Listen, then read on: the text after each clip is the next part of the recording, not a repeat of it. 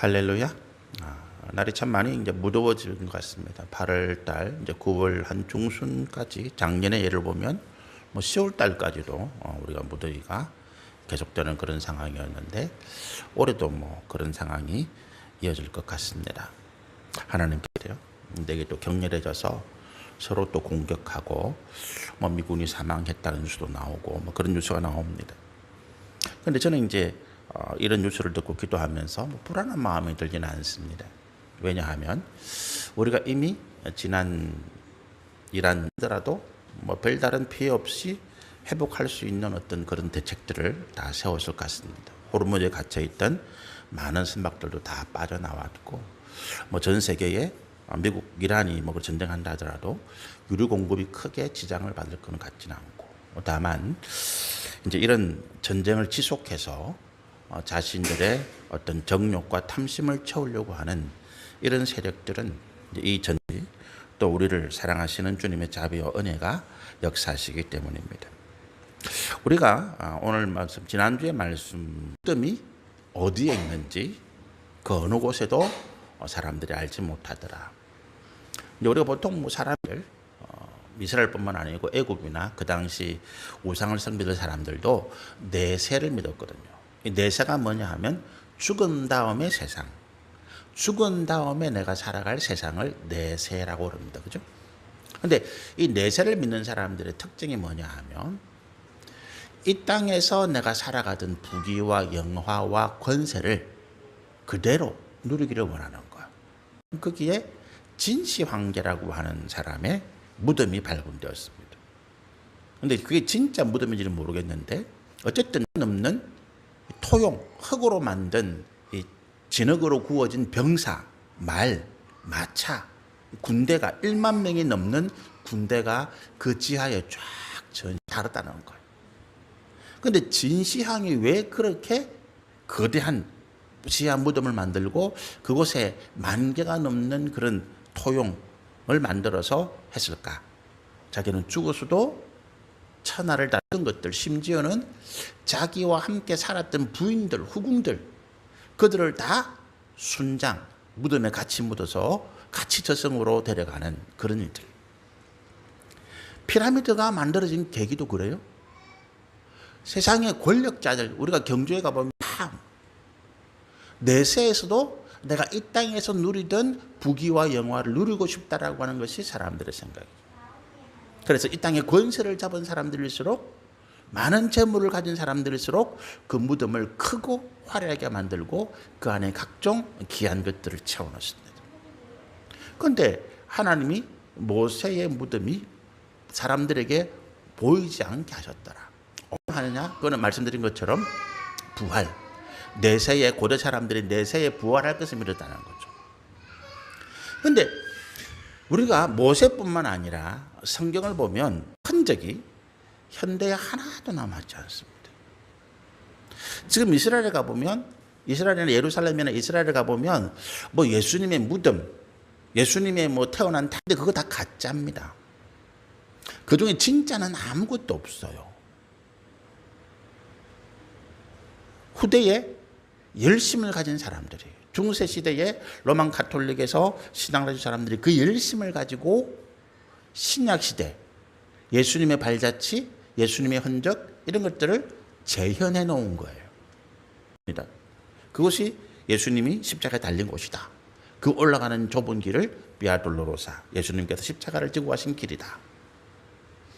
그렇게 해서 많은 사람들을 모으고 전 세계의 순례객들을 모으고 참배하게 만듭니다. 그런데 왜 그런 유적, 그런 중요한 흔적들이 왜 없을까? 있으면 정말로 그것이 우리 신앙의 근거지가 될 텐데. 로마 바티칸에 있는 교황청 그건 아무것도 아니죠. 그 십자가를 가지고 있는 곳이 전 세계 기독교의 본산이 됩니다. 그 십자가를 가지고 있는 사람이 근데 왜 그런 게 없을까요? 모세의 무덤도 없고 다윗의 무덤도 없고 그 당시에 모세가 살았던 흔적, 다윗이나 엘리야나 이런 사람들의 흔적이 로마 천주교를 믿는 가톨릭을 믿는 사람들이 마리아입니다. 예수님의 어머니. 근데 예수님의 어머니를 숭배하는 정도를 넘어서 그래서 은혜를 베풀었다. 뭐 이런. 근데 그게 전 세계에 유명한 세 군데가 있습니다. 그 중에 한 군데가 뭐냐면 프랑스의 파티마라고 하는 곳인데, 우리 파티마라는 병원 많잖아요. 이 파티마가 이제 로만 가톨릭 천주교 세우는 병원인데, 왜 파티마라? 그 파티마에 뭐 샘물인가 있는데 그 물을 마시면 뭐 병이 낫는다. 그래서 파티마가 병원의 어떤 고유 명사. 로만 가톨릭에서 모든 병원에는 파티마라고 하는 이름을 붙습니다. 성모 말에 나타나서 치유의 권능을 발휘해줬다. 지금도 그곳에 가면 수많은 사람들이 참배하고 경배하고 하나님 성비 섬깁니다. 우상이죠. 파티마의 샘물을 마신다고 병이 낫는 것이 아닙니다. 제주도에 돌 하루방 코가 왜 잘 없어졌느냐. 사람들이, 여인들이, 아들 낳고 싶은 사람들이 그 돌 하루방 코를 갈아서 먹으면, 그 돌가루를 먹으면 아들 낳는다. 그래서 전부 다 그 돌 하루방 코를 깎아내려가지고 그 돌가루를 마셨다는 거. 없어요. 코가 없어. 그런데 여성이 많다는 이유는 뭡니까? 남자가 없다는 이야기지. 그렇게 돌 하루방 돌가루를 코를 갈아서 마셨는데 남자가 없어요. 여러 가지 이유가 있겠지만 어쨌든 없어요. 제주도에. 그 삼다도잖아요. 이상하잖아요. 재밌죠? 우리가 하나님 대신에 뭔가 이 존재가 내게 기적을 베풀 것 같고, 뭔가 내게 행운을 가져줄 것 같고, 내 소원을 들어줄 것 같고, 그래서 그것을 섬기고 그것을 내가 신앙으로 받들고, 이게 우상. 모세의 무덤이 그렇게 될 것을 하나님이 부르는 거예요. 이스라엘 성지순례, 그냥 우리가 과거에 예수님이 살아셨던 그 흔적을 한번 찾아보자, 뭐 기념으로 가셔야지. 거기에 가서 요단강물의 세례를 받으면 내가 구원받는다.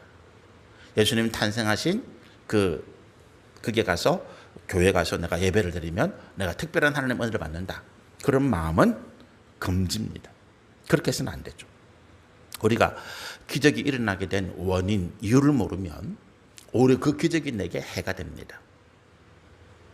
이유를 모르면, 내가 기적만 쫓아가면 그 기적이 내게 일어났는데 그 기적이 나를 내게 망하는 거예요. 우리 오늘 1절의 말씀 보면 이런 말씀이 있습니다. 요단 서쪽의 아모리 사람의 모든 왕들. 요단 서쪽은 이제 가나안 땅입니다. 본격적으로 가나안 땅. 지난번에 한번 말씀드렸죠. 이렇게 가나안 땅이 남북으로 이렇게 길게 뻗어진 땅이에요. 왼쪽 강을 이제 이렇게 요단강이 이렇게 쭉 흐르는데 서쪽이죠. 이 서쪽이 가나안입니다. 요단강의 동쪽은 요르단입니다. 지금 현재 요르단 왕국이고, 옛날에는 요압, 암몬 이런 사람들의 땅이었죠. 이스라엘 백성들이 가나안을 바로 올라가지 않았습니다. 하나님께서 광야를 빙빙빙 돌게 하시다가 모압, 암몬 땅을 거쳐서 동쪽에서 가나안 땅으로 들어가게 하신 거예요.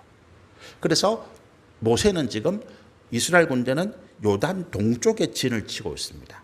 모압 암몬 땅에. 그리고 이 요단강을 건너가면 서쪽으로 가면 이제 비로소 하나님께 약속하신 가나안 땅으로 들어가는 거예요. 그래서 1절에 보면 요단 서쪽이라는 것은 이제 이스라엘 백성들이 들어가야 될 가나안 땅에 있던 아모리 사람, 가나안 7 족속을 말하죠. 가나안 족속들의 왕들이 그 당시에는 도시국가니까 한 도시, 10,000명이 살든 20,000명이 살든 그 도시가 하나의 왕국입니다. 그래서 수많은 왕들이 존재했는데, 이 왕들이 전부 다 이스라엘 백성들과 관련한 소문 하나를 듣고 두려워서 벌벌 떠는 거예요. 그 소문이 뭐냐 하면, 이스라엘 백성들이 요단강을 건너는데, 여호수아 4장에 보면 그 장면이 나오잖아요. 강물이 끊어진 상태에서, 위에서 강물이 흐름이 막히고, 그래서 아래로는 완전히 맨 땅이 드러난 상태에서 건너갔다는 거예요. 요단강이 홍수가 나는 시기에, 우기에. 이거는 도무지 사람의 힘으로는 할 수 없는 일이다. 이스라엘 백성들이 섬기는 여호와의 능력이다. 그래서 이거는 우리가 감당할 수가 없어. 이제 이 이스라엘 백성들이 요단강을 건너서 서쪽 땅, 우리가 살고 있는 이 가나안 땅으로 들어오면 우리는 다 죽었어. 그렇게 해서 공포에, 두려움에 벌벌 떨고 있었더라라고 하는 것입니다. 그리고 이제 여호수아가 요단강을 건너왔어요. 건너와서 여리고를 향해서 요단강으로 첫 번째 성이 여리고성인데 여리고를 향해서 진군하다가 갑자기 여리고를 한 2, 3km 앞둔 평야에서 멈춰요. 군대를 멈춥니다. 그리고 여호수아가 이스라엘의 이 지도자들을 불러요. 불러가지고 자, 이곳에서 우리가 잠시 머무는데 머물면서 할 일이 하나 있다. 이스라엘 모든 남자들, 군인들이잖아요. 그런데 이 당시에는 무슨 뭐 진통제도 없고 의료시설도 없습니다. 그냥 맨살을 잘라내는 거예요. 성경에 보면 3절입니다. 여호수아가 부싯돌로 칼을 만들어서, 돌이잖아요. 돌을 날카롭게 깨가지고 그걸로서 맨살을 내가 최소한도 열흘 이상은 거기에 머무는 거예요. 그 상처가 회복될 때까지 아무것도 못하니까, 움직이지도 못하니까. 우리가 창세기 38장에 이제 야곱이 가나안 땅에 들어와서 세겜이라는 34장입니다. 창세기 34장인데 세겜이라는 곳에 머무는데 야곱이 창세기 34장의 말씀 보면 가나안 땅으로 돌아와서 이제 세겜 땅에 머무릅니다. 자기 아버지 이삭이 바로 가지 못해요. 에서가 아직 두려워서, 에서가 겁이 나서 세겜 땅에 머물면서 눈치를 보고 구경 갔다가 세겜 족속의 추장 아들한테 성폭행을 당해요. 그런데 이 추장의 아들이 딥나에게 마음이 완전히 뺏긴 거예요. 그리고 이제 이 딥나와 결혼하겠다. 이 딥나를 내 아내로 주십시오라고 야곱에게 요청을 해요. 그런데 이게 야곱의 가족에는 엄청난 수치와 모욕이잖아요.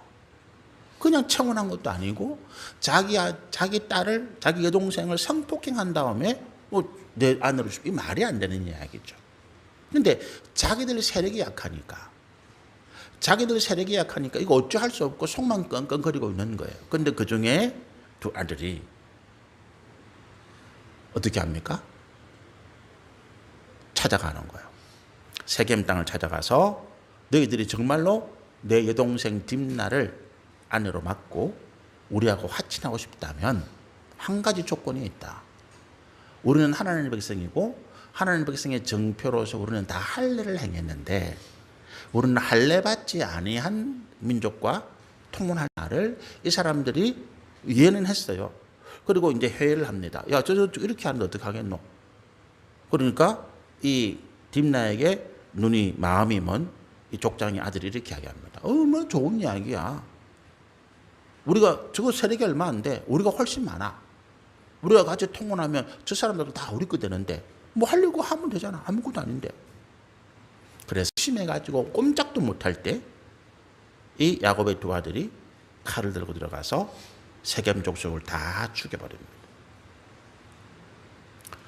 끔찍한 그런 범죄인데 뭘 이야기하는 겁니까?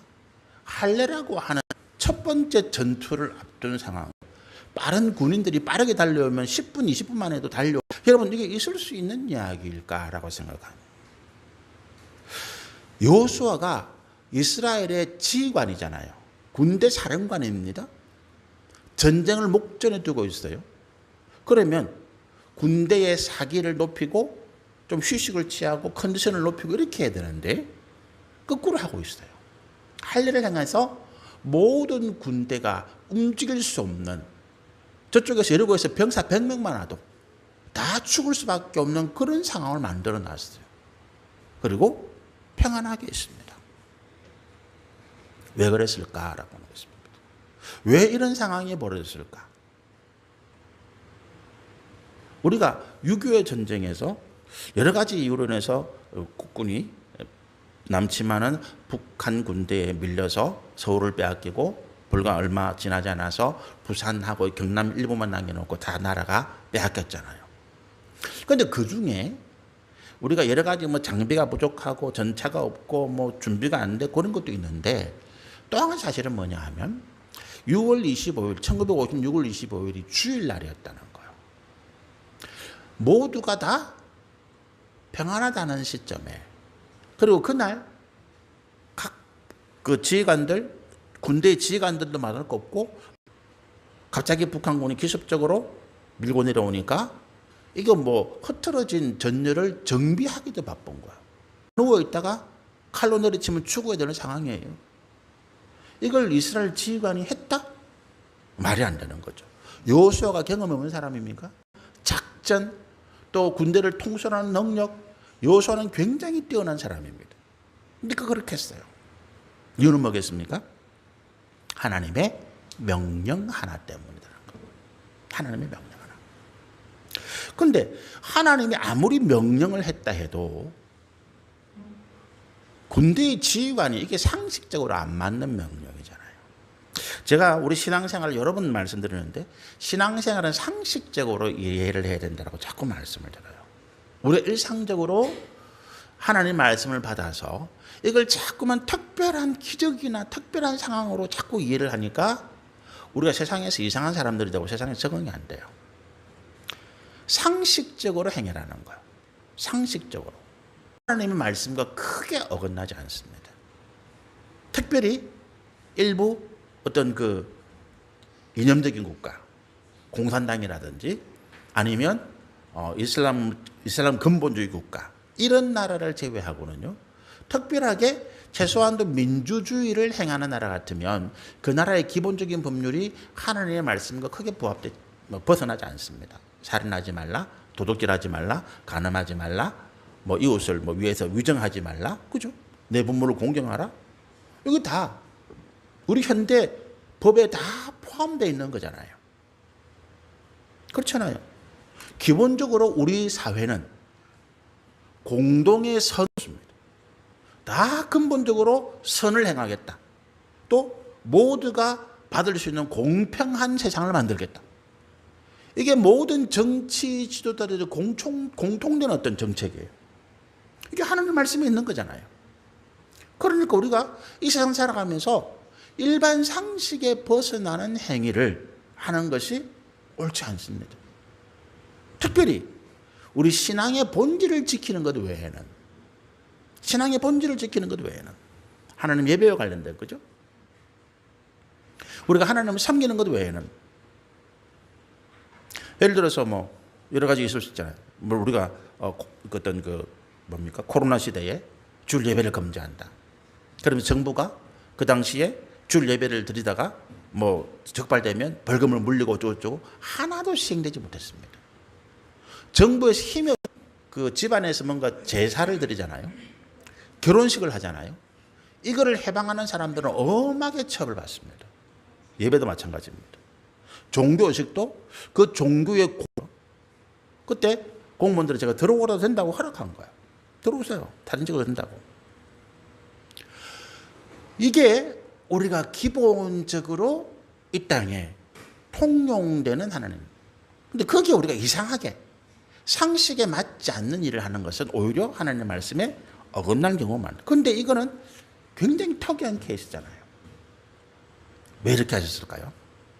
하나님께서 이 가나안 땅의 정복이라고 하는 가나안 땅을 하나님께서 이스라엘 백성 주시겠다고 하는 이 특별성이고, 그리고 40년 전에 이스라엘 정탐꾼들이 이 가나안 땅을 정탐하면서 거기는 철병거가 있고 그 용사들은 굉장히 강하고 거인이 그런 보고의 기억, 가나안에 대한 가나안의 강함, 가나안 군사들의 무력, 여기에 대한 견고하고 높은 성이고, 이스라엘 군대는 그냥 맨조맥에 그 몽둥이 들고 돌 던지는 정도예요.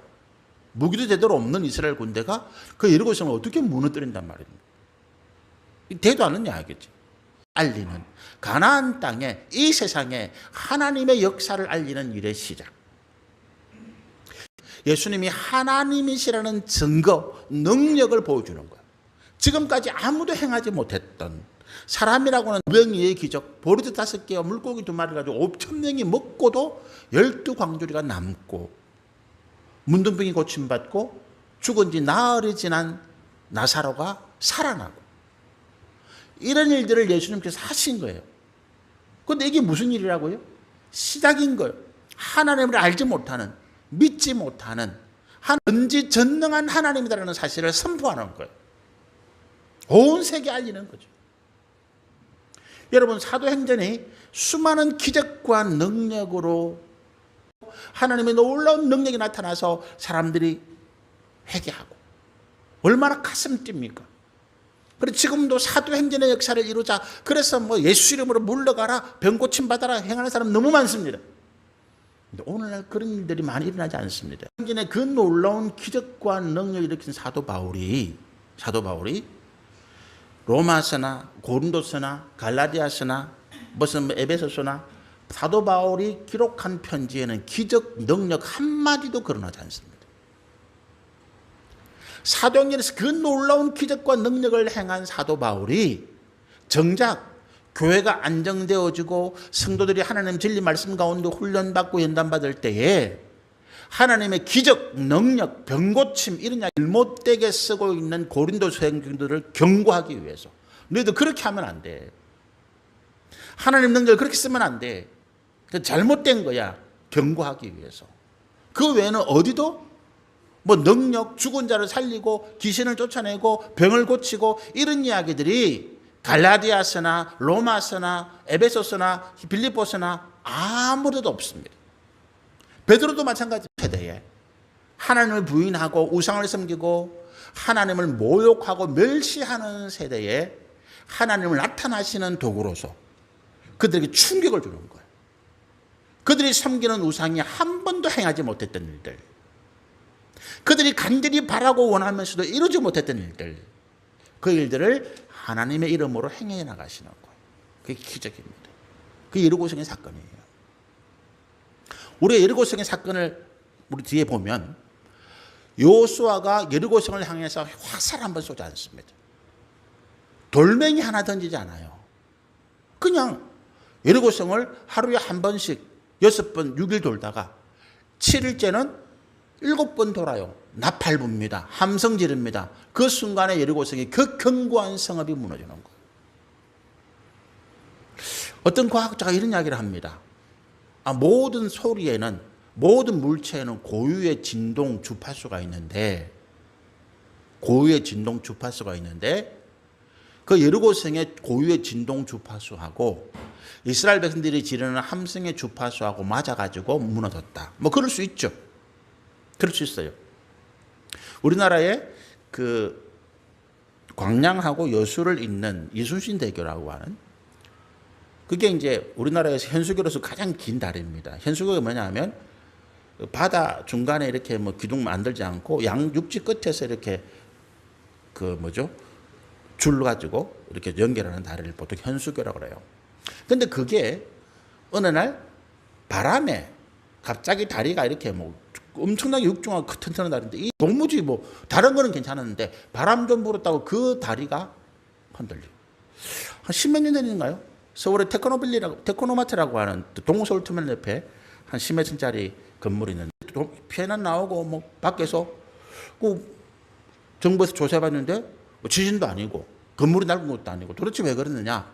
근데 그 건물 옥상인 몇 층이야 거기에 태보라고 하는 태권도 동작을 흉내내어서 음악에 맞추어서 춤추고 이렇게 다이어트하는 그거를 했는데 그거 했다는 거예요. 한 건물에서 몇십 명이 모여가지고 음악 틀어놓고 발을 굴리면서 태보했는데 그 태보의 진동이 이 건물에 충격을 주어서 흔들렸다는 거예요. 여리고성이 그럴 수 있죠. 근데 그 시기에, 하필이면 그 시기에 그 순간에 그와 같은 사건이 나서 여리고성이 무너졌다. 하나님의 역사인 거죠. 나는 여호와다. 나는 만군의 하나님이다. 어떤 견고한 성, 어떤 강한 군대, 어떤 철로 만든 전차라도 내 능력 앞에 설 수 없다. 그 얘기. 그걸 보여주시는 겁니다. 자, 그러면 하나님께서 이 극적인 장치잖아요. 이스라엘 군대는 아무것도 해서는 안 돼요. 오직 하나님의 능력만 나타나는 거예요. 여리고성 이후에는 그런 사건이 없잖아요. 너희는 가만히 있으라는 거예요. 여리고 이 요단강을 건너서 그래서 아무도 어떤 우상도 어떤 신도 나와 대적하지 못하는 헛된 존재임을 내가 보여주마. 이게 여리고성 사건이에요. 그리고 이 할례에는 굉장히 중요한 의미가 하나 있습니다. 할례는 뭐냐면 아까 제가 창세기 34장에서 그 세겜 족속을 이렇게 거짓으로 속여서 이제 죽이는 과정에서 할례 이야기를 했잖아요. 그리고 지난주에 제가 이제 모세가 하나님의 명령을 받아서 애굽으로 가는 중에 하나님께서 그 도중에 모세를 죽이려고 했다. 이유가 뭐냐? 모세가 자기 두 아들에게 할례를 안 했기 때문에. 이 할례라고 하는 것이 단순하게 우리 육신에 행하는 흔적인데 그게 영적으로 굉장히 중요한 의미가 있더라는 거예요. 여러분, 우리가 영과 혼과 육이 3분법이고 영혼과 육신 그러면 2분법인데, 혼이 나갔다, 아직 살아있는데 정신이 빠지고 아무런 이 판단이나 그걸 못하는 너무 큰 충격, 생명이 죽는 건데, 영은 있는데 내 마음, 내 의지, 내 혼이 빠진 거예요. 영이 본질이고 이 영이 혼을 지배합니다. 영이 사는 존재는 혼이 깨끗하고 어떻게 해요? 선과 육신의 정욕과 탐심을 따라갑니다. 분리할 수 없어요. 육신의 상태는 우리 혼과 마음의 거울입니다. 내 육신이 깨끗하다. 여러분, 우리가 정신이 없는 분들, 그 정신을 차리지 못하는, 특히 이제 저도 우리 사회 갈 때 우리 교회 우울증이 걸린 분들이 참 많이 왔어요. 소무도 듣고. 어제 아내가 같이 기도하고 케어하면서 많은 분들이 이제 우울증을 고치고 나갔는데, 우울증에 걸린 사람들의 공통적인 특징이 뭐냐 하면 청결하지 못해요. 마음이 안 되니까, 아무것도 하기 싫으니까, 자기 몸도 관리 안 되고 자녀들 가정도 아무것도 안 되는 거예요. 한 번 어떤 분을 소개받았는데 그 집에 자녀가 3명이더라고요. 갔는데 정말로 집안도 엉망이고 애들 상태도 엉망이고, 제 아내에 가서 청소해주고 애들 씻겨주고, 어쨌든 그분 기도하고 지금은 그분이 우리가 안 나오시지만 어쨌든 건강하게 아주 잘 살아요. 그라사의 광인, 그라사 지역에 사는 광인이 자기 몸을 해치면서 무덤 사이에 거주하면서 생활이 엄청 힘들어요. 내 몸의 상태가 어떻다고요? 내 영혼, 내 혼이죠. 내 마음을 반영하고 있는 거예요. 마음이 정결하고 마음이 거룩한 사람은 내 몸도 그래요. 화려하고 좋은 것을 걸치는 것이 아니라 정결하다 이 말이죠. 거룩하다 이 말이죠. 정결은 깨끗함을 이야기합니다. 내 삶의 환경, 내 육신의 어떤 상태, 내가 그리고 모든 살아가는 어떤 판단, 정결하다, 깨끗하다. 더러운 일을 탐하지 아니하고 악한 생각을 하지 아니하고, 그리고 어떻다고요? 거룩하다. 내가 악을 멀리한다는 것. 그게 정결합니다. 근데 정결하지 못하면 뭡니까? 이게 더러운 건지 안 좋은 건지 판단도 안 될 뿐만 아니라 그렇게 살아도 조금도 자기가 주저하거나 그런 게 없어요. 우리가 그런 부분들이 이 육신의 어떤 모습으로 드러납니다. 우리가 하나님의 백성이다. 정표가 뭡니까? 내가 지금 하나님의 백성이다. 정표가 뭐예요? 하나님 나의 마음 아시죠? 그건 아니라니까. 하나님은 우리 마음을 아시긴 아시는데, 내가 내 삶을 아무렇게나 살아가면서 정결하지 못하게 살아가면서 하나님 내 마음 아시죠? 이거는 굉장히 우스운 이야기라니까요. 그렇게 돼서는 안 돼요. 하나님 내 마음 아시죠? 그래, 네 마음 아는데 좀 정결해라. 하나님이. 야, 내 솔직하게 좀 더러워서 못하겠다. 하나님 이런 표현은 하실지 모르겠지만 우리 같으면 그죠? 지금 더러워서 못하겠다. 그 더럽다는 게 여러 가지 의미가 있잖아요. 내 마음이 꺼려서, 불편해서, 또는 실제로 그 환경이나 여건이 너무 정결하지 못해서 이거 좀 정리하고 합시다. 내가 정결한, 이것이 내 삶이 정결한 것이 내가 그리스도인의 표식이에요. 하나님 안 믿는 사람들에게 정결한 사람 많던데요. 겉으로만 그런 척 하는 것입니다. 외식이라 그러잖아요. 외식. 그 마음은 정욕과 탐심으로 가득한 거죠. 지금 미국에서 한참 미국의 정치를 주름잡고 있는 그 극우 보수주의 기독교인들, 자기들은 엄청난 열심히 믿는 기독교인이라 그래요. 머리에 사순절 되면 이 십자가 긋고, 그죠? 이거 성전이라 그러고 엄청 열심히 예배 드리고. 그런데 하나님 보시기에 뭡니까? 너는 다 너희 손을 더러운 부정한 피로 너희 정욕과 탐심으로 얻는 거예요. 솔직하게 지금 전쟁에서 가장 기분 좋은 사람이 누굽니까? 저는 미국의 무기 만드는 사람들이라고 생각해요. 그 많던 미사일 재고 만들고 쌓아놓기만 하고 더 이상 못 만들잖아요. 그 미사일 이번에 싹 다 처분했어. 그리고 지금 열심히 공장 돌려가지고 미사일 재고 쌓을 거 아니에요. 미국이 로비가 합법 판단을 합니다. 무슨 말인가 하면 기업이나 개인이 자기 이익을 위해서 정치인들에게 헌금하는 거, 우리는 뇌물인데 그 사람들은 정치 헌금이라고 그래요. 대통령에게 헌금하고 국회의원 나오는 사람들에게 헌금하고 그 돈 가지고 이 사람들이 선거에서 당선되고, 그런 커넥션들이 모이는 거죠. 여러분, 우리가 그 사람들이 기독교, 저는 절대 안 믿습니다.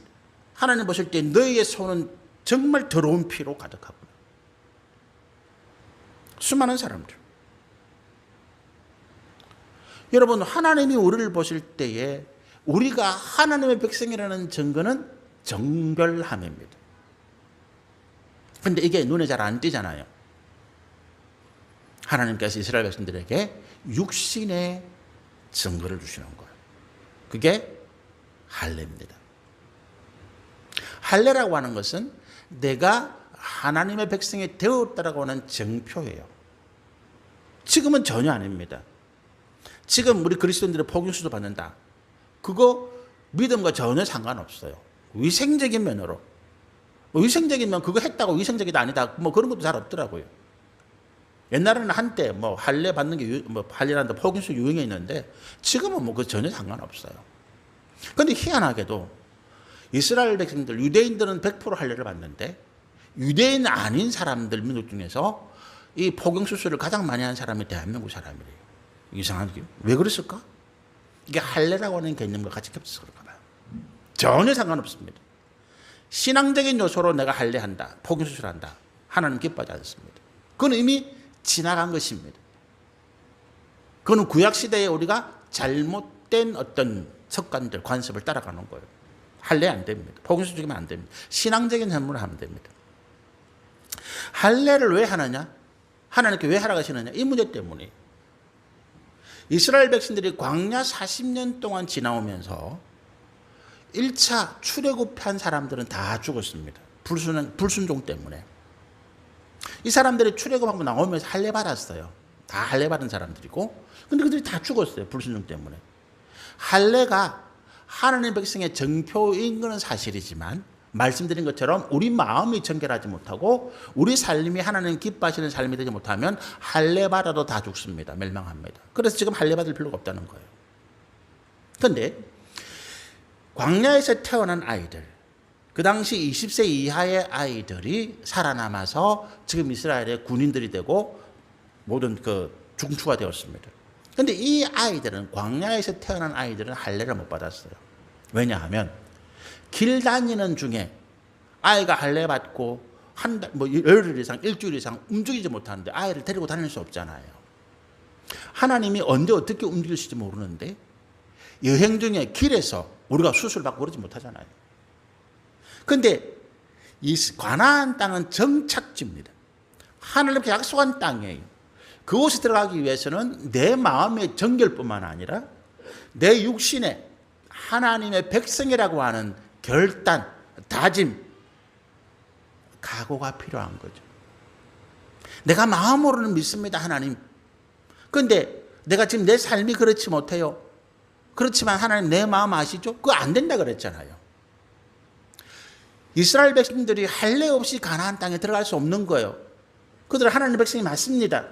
그럼에도 불구하고 그들은 그 삶에 할례, 삶의 정결이라고 하는 하나님 말씀에 대한 순종이라고 하는 서약, 헌신이 필요한 거예요. 그것이 할례입니다. 그래서 하나님께서 여리고성을 들어가기 전에 할례를 행하라라고 말씀하시는 거예요. 여리고성은 내가 책임지 마. 이 땅의 모든 위험, 전쟁, 기근, 질병, 재앙, 이거는 내가 다 막아주마. 나는 전능한 여호와야. 너는 한 가지만 해. 정결함, 거룩함. 내가 너에게 원하는 한 가지만 너희가 해. 정결함과 거룩함. 그것이 오늘 하나님께서 여호수아를 통해서 명령하신 할례라는 거예요. 이게 뭐 전쟁을 준비해가지고 칼 챙기고 무슨 뭐 훈련하고 이거보다 훨씬 중요한 거예요. 칼 챙기고 창 챙기고 뭐 훈련해도 전쟁에 져요. 그런데 우리가 우리 삶의 정결함과 거룩함을 지키면 우리는 이기는 것입니다. 하나님 우리와 함께 하시기 때문에 같이 기도하시겠습니다.